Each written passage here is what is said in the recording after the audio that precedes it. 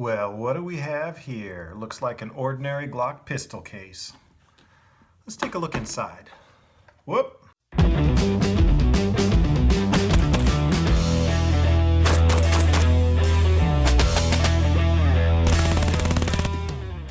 Hey guys, this is Max Headspace 9mm, and today I'm going to show you my hot rod Glock.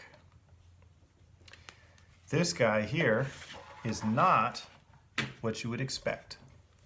You might have seen this in some of my other videos, and I'm going to tell you about the process of building your own hot rod Glock, something that is completely custom and an expression of your own aesthetics and design appeal.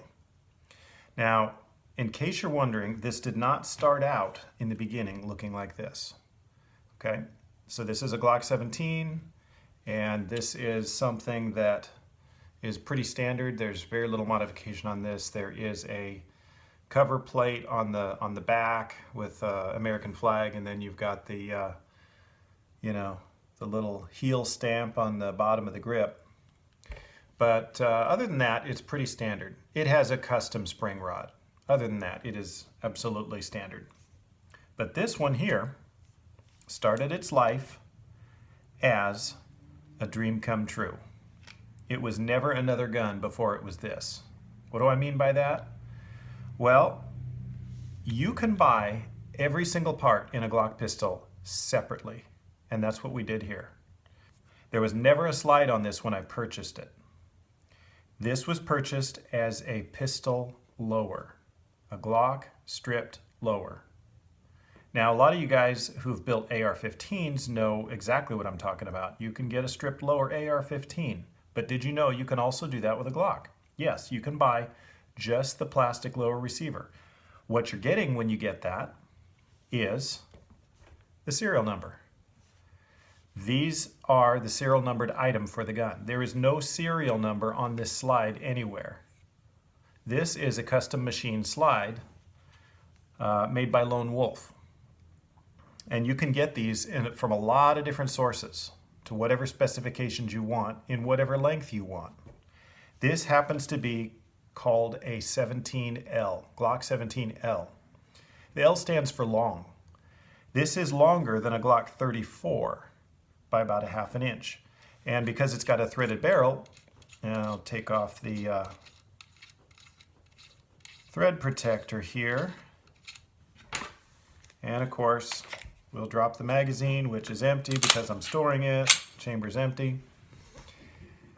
This is a long barrel. It's about as long as you can get in a Glock without turning it into a carbine or some kind of weird hybrid weapon. But the cool thing about having a threaded barrel is it gives you lots of options. You can put all kinds of muzzle devices on there. This one is a linear compensator. And basically what it does is it just directs all of the sound pressure forward, so a lot of the sound actually goes forward away from the shooter. It makes shooting a little bit more comfortable. And of course it's really big. It's not as big as a suppressor, but it is about half as long as a suppressor. It also doesn't do quite as much as a suppressor, but it does do something. And for $34, which is what I paid for this, it's well worth having. But there's all kinds of different things. This is a much smaller version of the same thing. It's just this knurled little sound forwarder is what they call it. And it's basically like a crank brake. It's just a cone that all the sound coming out of that barrel, it directs it in the forward direction away from the shooter. You can also get muzzle brakes for these. There's a lot of different sources of those. And those divert a little bit of the expanding gases coming out of the barrel upward so that you don't get as much muzzle flip. So there's all kinds of fun things you can do with these, and as a result, because I've got so many pistols with threaded barrels, I have my form in to get my suppressor. So I already have purchased that. I'm just waiting on the ATF to process my paperwork. So next summer sometime when that comes through, I will be able to have some nice videos showing you testing of various different suppressors. Now, the thing about this, I'm going to go through a lot of the different parts that are on this. These are just my choices. You can get Glocks that look like anything.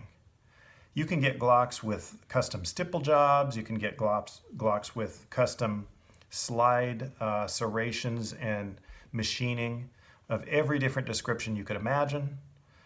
You can get a Glock that doesn't even look like a Glock at all. But for me, the fun of this build was to leave it as Glock-like as possible. What I mean by that is I'm not trying to reinvent this gun.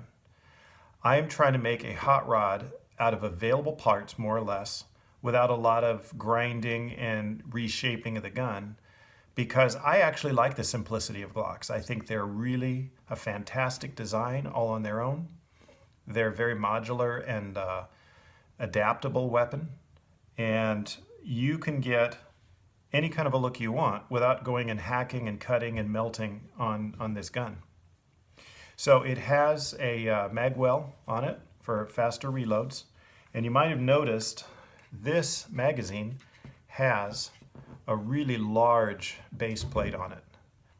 So with this extra base plate on here, and this is a standard Glock 17 magazine, just the same as this. But by putting this extra base plate on here, I get an extra 4 rounds in here. So instead of 17 rounds, I get 21 out of this magazine. And it loads really nice. There's something about this, this big button on the mag release. And that mag well, it just feeds in there much quicker and easier. You can find it without looking at it. Now you might be wondering, how did I get this Hogue grip on here? Well, I took this off to do it. And one thing I'm going to tell you about these rubber Hogue grips, first of all, one of the things I love about it, it gives you a palm swell, which is really nice. It just feels so good. And that is the reason you're probably wondering why I would want a rubber Hogue grip on a Gen 3 Glock with the finger grooves.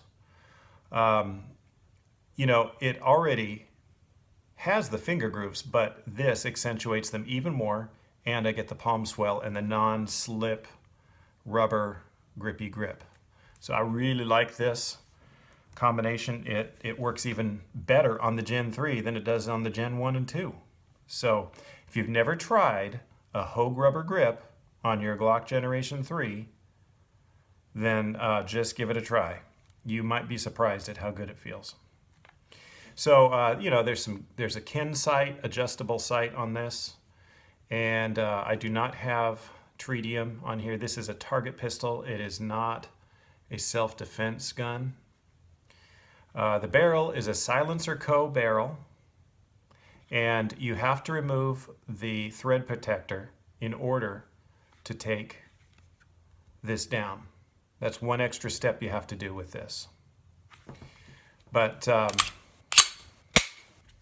it breaks down just exactly the same as any other Glock pistol. Inside, you will see how fancy and gold some of these parts are. That is because I got the pyramid trigger group for this, and I'll tell you a little more about that later. This is a stainless steel non-captured guide rod. Now, why would I do that? Why would I go non-captured on this? Well, the nice thing about a non-captured guide rod for Glocks is that you can use a variety of different springs, and it's very easy to change the springs at will. So for instance, if I want to go suppressor on this, I'm going to need a different spring. So that makes it so that I can easily change that out, and in minutes I've got a setup that'll be perfect for a suppressed gun. So here is the really long barrel. It's a beautiful barrel. Silencer Co. does wonderful work on these. Really nice. And it's kind of interesting, you see that beautiful angle cut. It's just nice. It holsters a little better. It looks really cool. I like it. I will say it's just a really neat looking gun, and I thoroughly enjoy it. Now, when you don't have the captured guide rod, it is a little harder to put back together again. I will say that much for it. You have to really work with it, but it can be done. See? Not much else to say about this. Everything in here, if you notice all the golden parts, that comes with the pyramid trigger setup. Pretty much everything else in here, the slide release, different bits and pieces, the sear, so forth, it's all standard stuff. Nothing really competition there, but it is polished, so that makes it nice. And it all goes back together just like a regular Glock. When you get the Glock Pyramid trigger, it's pretty similar in many ways to a standard Glock trigger, but the Pyramid trigger has just a little bit more refined finish on all the parts that rub against anything, and the whole thing, all the moving parts, is titanium nitride coated. That's what that gold is you saw in there. And it's really nicely finished. I mean, the safety in the middle of the trigger is actually made out of metal. The trigger itself is metal. It just feels a lot more solid and a lot more trigger-like, not like a plastic trigger. But, you know, little things mean a lot when it comes to Glock triggers. Is it the best trigger on the face of the earth? Absolutely not. I've felt much better triggers than this one. Is it the best Glock trigger I've ever felt? Absolutely. And it's tunable. You can actually tune a lot of things about this trigger. So I'm going to show you a little bit about this.